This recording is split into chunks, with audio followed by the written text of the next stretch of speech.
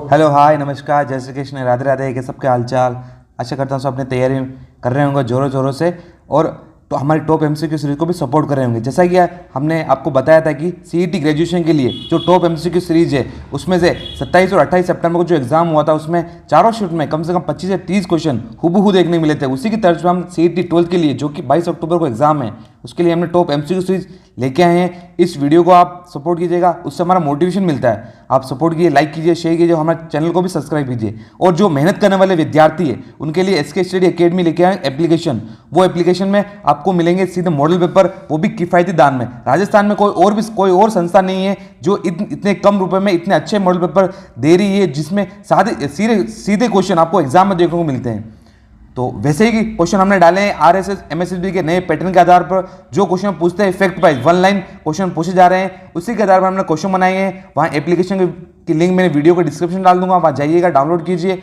शुरू करते हैं आज का पहला प्रश्न बिना किसी समय गवाए। तो पहला प्रश्न है वर्चुअल मेमोरी क्या है? एक अत्यधिक बड़ी मेमोरी है, अत्यधिक बड़ी सेकेंडरी मेमोरी है, अत्यधिक बड़ी मेमोरी का भ्रम है, या सुपर कंप्यूटर में प्रयुक्त एक प्रकार की मेमोरी है।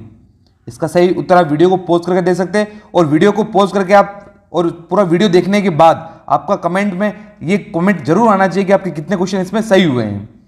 तो इसका अगर उत्तर की बात करें तो जो वर्चुअल मेमोरी होती है वो एक अत्यधिक तेज बड़ी मेमोरी होती है, क्योंकि जो वर्चुअल मेमोरी है वो वर्चुअली है। तो बड़ी मेमोरी का भ्रम है वो कि बड़ी मेमोरी नहीं होती, क्योंकि जब वर्चुअल मेमोरी का उपयोग करते हैं वो लार्ज डाटा को इंस्टॉल करती है और लार्ज डाटा को प्रोसेस करती है, जिससे कंप्यूटर की वर्किंग और आसान होती है। जैसे आप जानते हो कि अभी 21वीं सेंचुरी चल रही है तो वो टेक्नोलॉजिकल एरा है। तो टेक्नोलॉजिकल एरा में वर्चुअल मेमोरी का बड़ा योगदान है। तो वर्चुअल मेमोरी के लिए हमेशा एक भ्रम चलता है कि ये बड़ी मेमोरी है। बड़ी मेमोरी नहीं है, ये आजकल छोटे से छोटे टेप में, छोटी छोटी पेन ड्राइव में भी बड़े से बड़े डाटा स्टोर किया जा सकता है। तो इसका सही उत्तर हो जाएगा ऑप्शन सी। चलते हैं नेक्स्ट प्रश्न की तरफ। वह तकनीक, आपको उस तकनीक का नाम बताना है जो मुख्य मेमोरी को भंडारण क्षमता को मुख्य मेमोरी के वास्तविक आकार के आगे बढ़ाती है। वो क्या कहलाती है? उस तकनीक का नाम बताना है। Multitasking, multi processing, virtual storage या मल्टी प्रोग्रामिंग। इस वीडियो को पॉज करके आप सही उत्तर कमेंट सेक्शन में दीजिएगा। इसके अगर सही उत्तर की बात करें तो प्रश्न कह रहा है कि मुख्य मेमोरी की भंडारण क्षमता, जो मेन मेमोरी होती है उसकी जो स्टोरेज कैपेसिटी होती है को मुख्य मेमोरी के वास्तविक आकार से आगे बढ़ाती है। यानी जो मेमोरी को कलेक्शन करने की क्षमता है वो मुख्य मेमोरी के वास्तविक आकार से आगे बढ़ाती है। उस तकनीक का नाम क्या है? उस तकनीक का नाम हो जाएगा ऑप्शन यानी वर्चुअल स्टोरेज। जो वर्चुअल स्टोरेज होता है वो मुख्य मेमोरी मेन मेमोरी के जो कलेक्शन कैपेसिटी उसको बढ़ाती है। जो वास्तविक आकार है, मान लीजिए एक पेन ड्राइव है वो 10 GB की है, तो उसकी स्टोरेज कैपेसिटी बढ़ानी है तो उसके लिए वर्चुअल कैपेसिटी को बढ़ाना पड़ेगा। तो इसका उत्तर कौन सा हो जाएगा? सी। तो चलते हैं नेक्स्ट प्रश्न की तरफ। यूएसबी, अब हमेशा यूज करते हैं कंप्यूटर में यूएसबी का मतलब क्या है, उसका आपको फुल फॉर्म बतानी कि यूएसबी की फुल फॉर्म क्या होती है। यूनिफॉर्म सर्विस बस, यूनिवर्सल सीरियल बस, यूनिवर्सल सीरियल बफर या यूनिवर्सल सेक्टर बस। इसका सही उत्तर बताना है। अब हम हमेशा छोटी छोटी चीज़ें हम नोटिस करते हैं लेकिन हमें उनका मतलब पता नहीं होता है, वही एग्जाम में कभी कभी पूछ ले जाता है। तो हमेशा मैंने ऐसे क्वेश्चन ऐड किए हैं जो कि आरएस एमएसएसबी ने जो ग्रेजुएशन में पूछे जाते हैं वैसे ही क्वेश्चन मैंने ऐड किए हैं। तो इसका सही उत्तर बताना है। इसका सही उत्तर हो जाएगा जो यूएसबी होता है, यूएसबी यानी यूनिवर्सल सीरियल बस। तो इसका सही उत्तर कौन सा हो जाएगा दोस्तों? इसका सही उत्तर हो जाएगा option B, USB universal serial bus. चलते हैं नेक्स्ट प्रश्न की तरफ। नेक्स्ट प्रश्न कह रहा है राज्य में मुख्य सचिव का कार्य कौन सा होता है? मुख्य सचिव, राजस्थान का मुख्य सचिव कौन सा है? कमेंट सेक्शन में जरूर बताइएगा।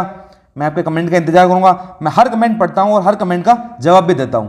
इसका पहला ऑप्शन है कैबिनेट के सचिव के रूप में, मुख्यमंत्री के मुख्य सलाहकार के रूप में, सचिवों के मुख्य के रूप में, या सिविल सेवा के प्रधान के रूप में, या अंतिम में राज्य के प्रधान के रूप में। आपको इसका सही उत्तर बताना है कि मुख्य सचिव का कार्य क्या क्या होता है। इसके सही उत्तर की बात करें तो मुख्य सचिव होता है वो कैबिनेट का सचिव होता है, सही है। मुख्य सचिव जो मुख्यमंत्री के सलाहकार के रूप में भी कार्य करता है, ये भी ठीक है। सचिवों का मुख्य होता है, ये भी ठीक है। हर एक विभाग के अलग अलग सचिव होते हैं, उन सभी का मुख्य होता है, जो हेड होता है उसे कहते हैं मुख्य सचिव। अगला है सिविल सेवा के प्रधान के रूप में, ये भी सही है। लास्ट है राज्य के प्रधान के रूप में। राज्य के प्रधान के रूप में मुख्य सचिव कभी कार्य नहीं करता है। राज्य का प्रधान होता है वो हमेशा मुख्यमंत्री होता है। प्रशासनिक दृष्टि से तो मुख्यमंत्री होता है, और सीट जो डिफेक्टो की नजरिए से गवर्नर होता है, राज्यपाल होता है। तो ये ऑप्शन गलत हो जाएगा। तो option A B C D यानी अ ब स द ये सही है। तो ये आपको कहां दिख रहे हैं? ऑप्शन ए में। तो इसका सही कौन सा उत्तर हो जाएगा दोस्तों? Option A. चलते हैं नेक्स्ट क्वेश्चन की तरफ। अगला प्रश्न है, राज्य प्रशासन के अधीन निदेशालयों के प्रमुख को अधिकांशतः किस पदनाम से पुकारा जाता है? सचिव, रजिस्ट्रार, आयुक्त या निदेशक? आपको इसका सही उत्तर बताना है दोस्तों। आपको क्वेश्चन क्या कह रहा है? क्वेश्चन कह रहा है कि जो स्टेट का एडमिनिस्ट्रेशन होता है उसके अधीन जितने भी निदेशालय है, जितने भी बोर्ड है, जितने भी संस्थान है, उसके प्रमुख को किस पदनाम से जाना जाता है, किस पदनाम से पुकारा जाता है? तो उसका सही उत्तर हो जाएगा ऑप्शन डी, डायरेक्टर। हमेशा किसी भी निदेशालय है, जैसे कि एक पर्यटन निदेशालय है, उसकी स्थापना कब हुई थी? 1955 में पर्यटन निदेशालय। उसके हेड को क्या क्या नाम से पुकारेंगे? निदेशक, डायरेक्टर नाम से पुकारा जाता है। चलते हैं नेक्स्ट क्वेश्चन की तरफ।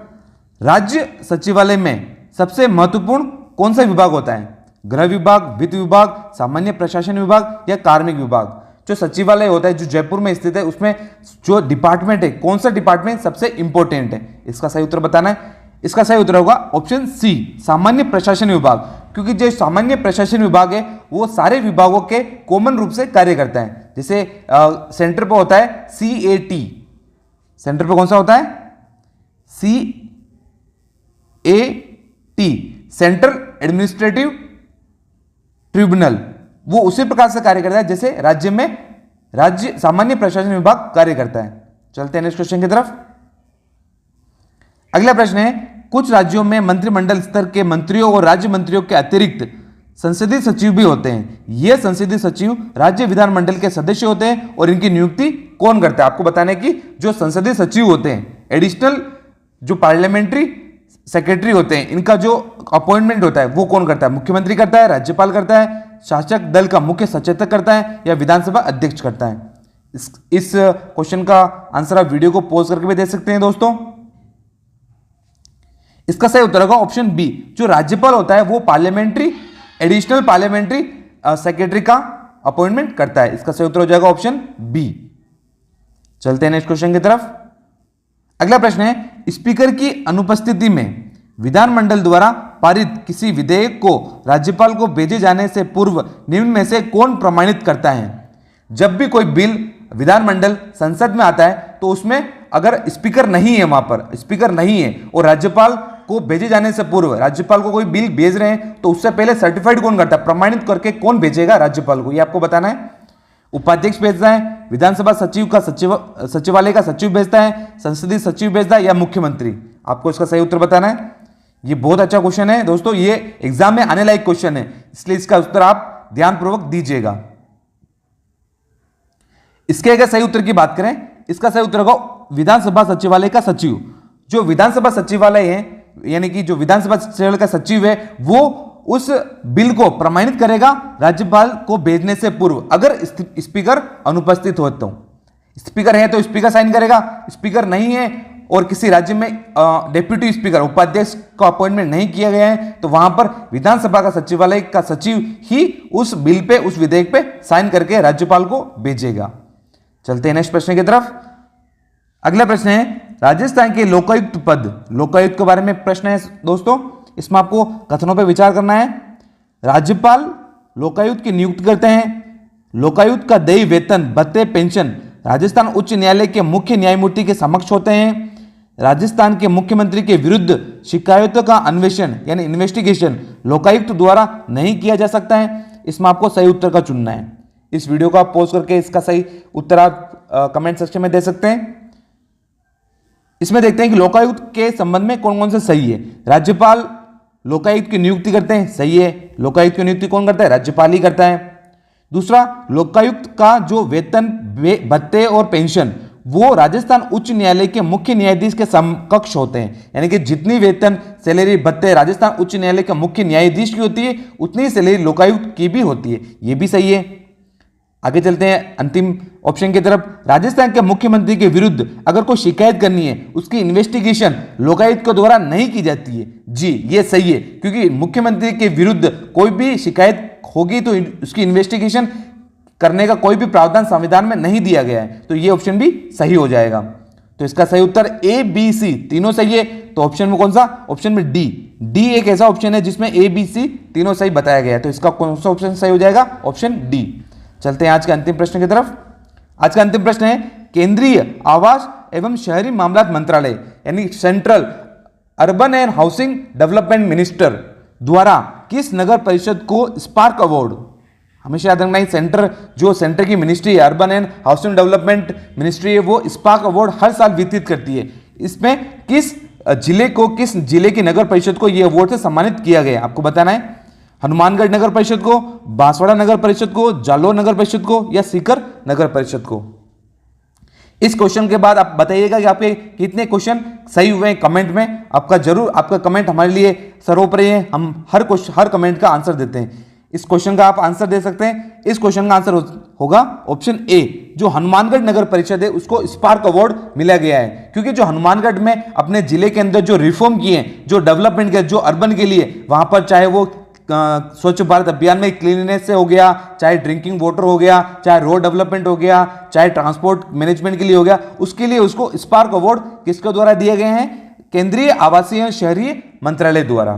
तो ये था आज का अंतिम प्रश्न दोस्तों। मिलते हैं इस सीरीज के टॉप एमसीक्यू सीरीज के नेक्स्ट पार्ट में। तब तक के लिए तैयारी को और मजबूत कीजिएगा और अपने रिवीजन को मजबूत करने के लिए एसके स्टडी एकेडमी परिवार से जुड़ना ना भूलिएगा। Thank you.